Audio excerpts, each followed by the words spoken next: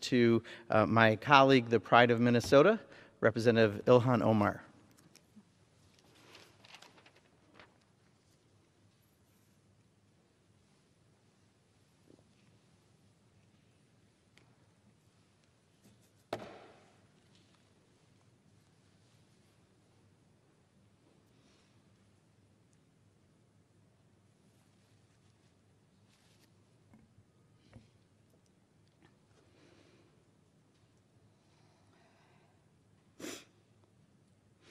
Thank you, Congressman Mark Pocan. And I want to extend my gratitude to Marie Newman for helping lead this important discussion. And I want to thank all of the members who are here who showed up in solidarity. Mr. Speaker, as someone who has experienced war firsthand, I have deep understanding of the suffering that comes along with it. As a child, I lived through a violent civil war that destroyed my home, ripped my family apart from each other, and killed many of my family and friends. I can still remember being just 8 years old, hiding under the bed, hearing bombs go off outside my window, and wondering if we were going to be hit next. It is trauma I will live with for the rest of my life. So I understand on a deeply human level the pain and the anguish families are feeling in Palestine and Israel at the moment, and the helplessness people feel here in the United States who have family in the region, including many of my constituents. And it is for this reason that I abhor violence. Whether rocket attacks or airstrikes, violence does nothing to make people more secure. It only furthers the interest of the powerful while costing lives, futures, and families. But we must speak out truthfully and forcefully about the seed of this conflict and about what is happening today. The truth is that this is not a conflict between two states. This is not a civil war. It is a conflict where one country, funded and supported by the United States government, continues an illegal military occupation over another group of people. This is not my description of it. This is the description of conservative Israeli leader Ariel Sharon, who in 2003 said, and I quote, "To hold 3.5 million Palestinians under occupation, in my opinion, is a very bad thing for us and for them. It is an occupation," he said. "You might not like this word, but it is really an occupation."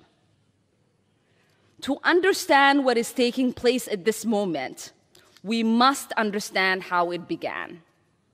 In 1948, 700,000 Palestinians were forcibly removed and uprooted from their homes in what has come to be known as the Nakba, or the catastrophe. 78% of their land was taken from them. Now consider that. 78% of their land was taken from them. Since then, 5.6 million Palestinians have been continually displaced from their homes in one of the largest and longest-lasting refugee crises in human history. For decades, the United States, the United Nations, and many Israelis and Palestinians have pushed for a Palestinian state, in which the Palestinians can enjoy the same rights afforded to their Israeli counterparts. But in the past several years, that hope has increasingly slipped away. The Israeli government, under far-right ethno-nationalist leader Benjamin Netanyahu, has legally razed Palestinian ancestral homes, leveled entire neighborhoods, and violently suppressed any resistance. This is all to make way for illegal Israeli settlement outposts designed to displace Palestinians from their homes and prevent a future Palestinian state. Since 1993, when the first Oslo Peace Accord was signed, illegal settlements have increased by nearly 400,000. And Netanyahu has made explicit his goal to annex much of the West Bank, home to over 3 million Palestinians. On top of that, Palestinian movement, speech, and economic activity are severely limited. Palestinians are not allowed to leave the Gaza Strip except in extreme cases. Medical shortage are rampant, and youth unemployment was already 40% before the pandemic hit. People who protest, including young children, are routinely shot by the IDF soldiers, often killed with no consequence in Israeli courts. As a recent report by Human Rights Watch detailed, this can only be described as an apartheid, all of which brings us to the current crisis. This week, Israeli authorities were planning more forced displacement in Sheikh Jarrah, a Palestinian neighborhood in East Jerusalem, home to Palestinian refugees who had already been displaced. On Thursday, settlers began harassing and attacking Palestinians who were breaking their Ramadan fast doing a protest vigil in Sharjah.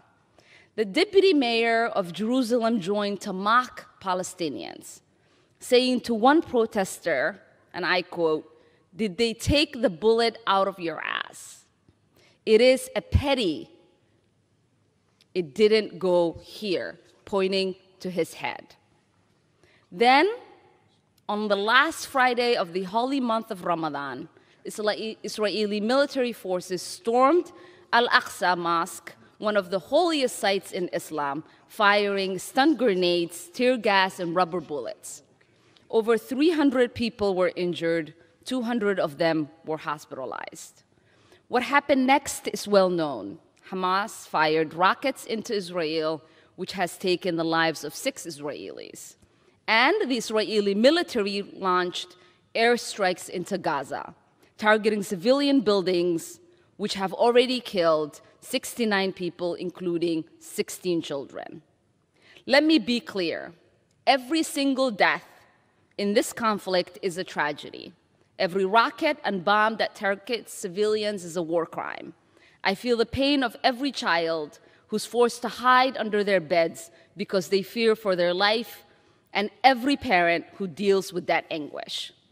And I wish we as a nation treated that pain equally. But right now we are not. And instead of condemning blatant crimes against humanity and human rights abuses, many members of Congress have instead fallen back on a blanketed statement defending Israel's airstrikes against civilians under the guise of self-defense, without even a mention of the children getting killed, much less what happened at Al-Aqsa or in Sharjah. When the 15-member United Nations Security Council proposed a resolution this week calling on the Israeli government to cease settlement activities, demolition and eviction, and urging general restraint, the United States reportedly blocked it from happening. We are currently blocking the United Nations Security Council from calling on ceasefire.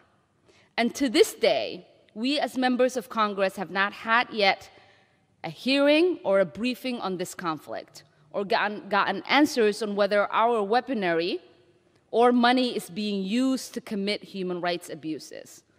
So I must ask, when we defend Israeli citizens' right to peace and security, how can we at the same time ignore the 5 million Palestinians living under occupation?